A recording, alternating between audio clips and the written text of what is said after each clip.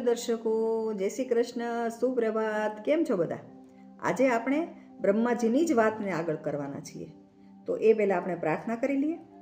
શ્રી ગણેશાય નમઃ, શ્રી સરસ્વત્યે નમઃ, શ્રી માતૃપિતૃચરણ કમલેભ્યો નમઃ, શ્રી બ્રહ્મદેવાય નમો નમઃ. ઓમ ચતુર્મસ્તકાય વિદ્મહે હંસારૂઢાય ધીમહિ તન્નો બ્રહ્મ પ્રચોદયાત. દર્શકો, બ્રહ્માજીની ઘણી બધી વાત આપણે આગળના વિડીયોમાં સમજ્યા. આજે આપણે બ્રહ્માજીના માનસ પુત્રો વિશે વાત કરવાની છે. હિન્દુ શાસ્ત્રો અને પુરાણો મુજબ બ્રહ્માજીએ સૃષ્ટિના સર્જનમાં સહાયતા માટે પોતાના મનથી પુત્રો ઉત્પન્ન કર્યા અને એ પુત્રોને માનસ પુત્રો કહેવાય છે. તો સૃષ્ટિની વિસ્તૃત કરવા માટે જ્યારે બ્રહ્માજીએ સૌ પ્રથમ આમ કહેવાય છે એવું કે બ્રહ્માજીના માનસ પુત્ર 10 છે, પણ 10થી વધારે પણ છે. તો આ જે માનસ પુત્રો છે ને એમાં સૌ પ્રથમ બ્રહ્માજીએ સંકાદિત 4 પુત્રોની ઉત્પત્તિ કરી.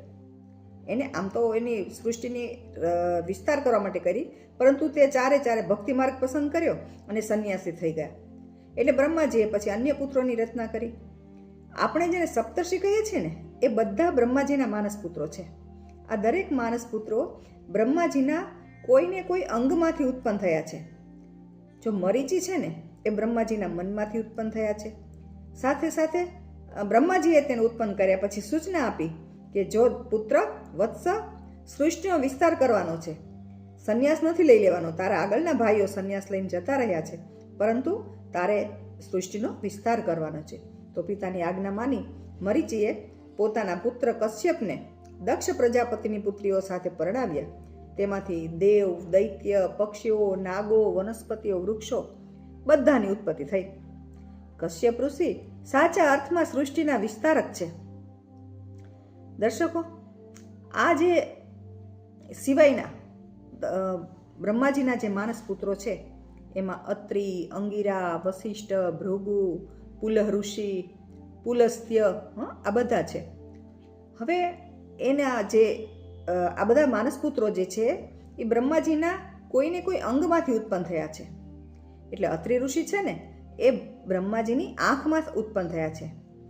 અને જે અંગિરા ઋષિ છે એ બ્રહ્માજીના મુખમાંથી ઉત્પન્ન થયા છે.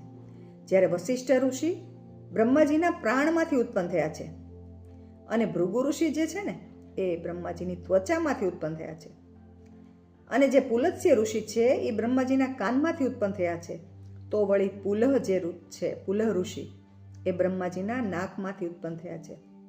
અને ક્રતુ નામના જે ઋષિ છે ને, એ બ્રહ્માજીના હાથથી ઉત્પન્ન થયા છે. અને દક્ષ પ્રજાપતિ જે છે એ બ્રહ્માજીના પગના જમણા અંગૂઠામાંથી ઉત્પન્ન થયા છે. એટલે જ તેઓ ખૂબ અહંકારી છે.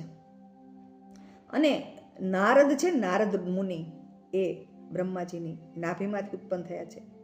અને કરદમ નામના ઋષિ બ્રહ્માજીની છાયામાંથી ઉત્પન્ન થયા છે.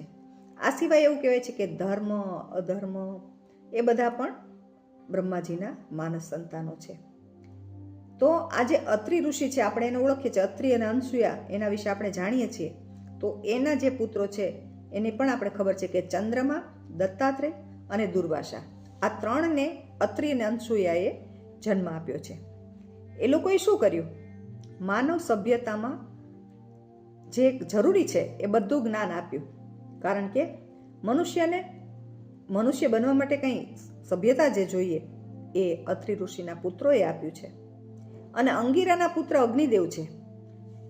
અને અંગિરા ઋષિએ પણ યજ્ઞ, વિદ્યા, મંત્રો આ બધાની વાત કરી, સમજાવ્યા.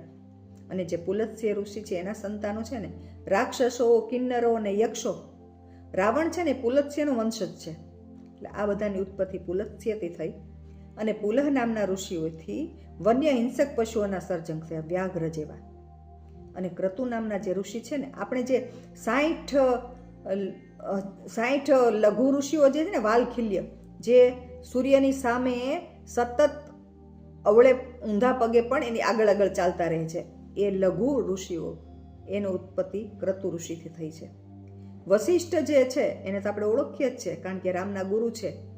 તો એ વશિષ્ઠ ઋષિએ શું કર્યું? એ સૂર્યવંશના ગુરુ છે એટલે એણે શું કર્યું?